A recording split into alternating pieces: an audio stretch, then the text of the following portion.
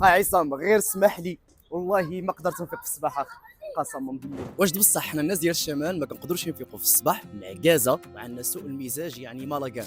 واش بصح هادشي عنده علاقه بالجو هاد الشرقي اللي كنعيشوه دابا اللي كتشوفوه دابا.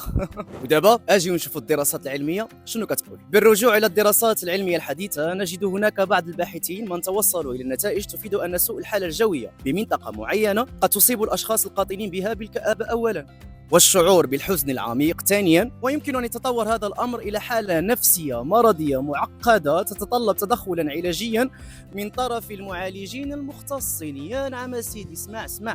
وفي هذا الصدد تقول الطبيبة الأمريكية تشارلي كيسر على أن معظم الناس يعتقدون أن الطقس السيء يؤثر سلبا على حالتهم النفسية ومزاجهم العام، لكن أكثر من ذلك فإن الطقس السيء يمكن أن يتحول إلى حالة مرضية عامة يطلق عليها الاضطراب المرضي الموسمي. بمعنى أوضح، كلما طال أمد الحالة الجوية السيئة كلما زادت معاناة الأفراد النفسية، والتي ربما قد تدفع البعض نحو الانتحار. أتي وسط الانتحار حبيبي.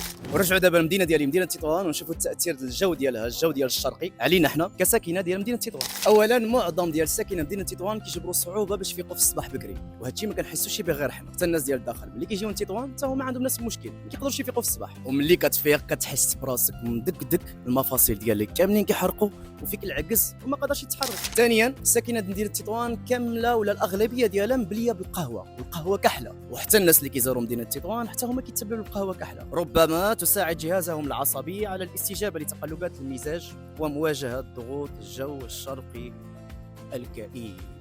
ثالثا الناس ديال تطوان معروفين بشحال هادي اننا كنشريو الاسبرين او لا اسبرو او لا كالمانتي بالحانوت. علاش؟ حيت دائما شقيقه في راسنا، وهاد الشقيقه ناتجه على هاد الجو ديال الشرقي اللي كنعيشوه دائما. خلاصه القول، هاد الجو ديال الشرقي ما كنعانيوش منه غير حنا الناس ديال تطوان او الناس ديال طنجه، بل الناس اللي كيسكنوا في المناطق الساحليه كاملين كيعانيوا من هاد الاعراض هادو اللي كنهضر لكم عليها انا، بحال الناس ديال طنجه، تطوان، الناس ديال المرتيل، المضيق، كاستيوخو، الجزيره الخضراء، الناس ديال طريفه، اي مدينه ساحليه اي جات على البحر كامله كتعاني من هاد الاعراض هذا، والناس ديالها والساكنه ديالها كيعانيو من هاد الاعراض. فلذلك الناس ديال الشمال ماشي معكازه وماشي مالاكانا وماشي ما يقدروش يفيقوا في الصباح، راه حتى حنا ملي كنمشيو نعيشوا في الداخل كنفيقوا في الصباح وكنوضوا مضخمين مع راسنا. ما تحبروناش، الله يرضى عليكم، السلام عليكم.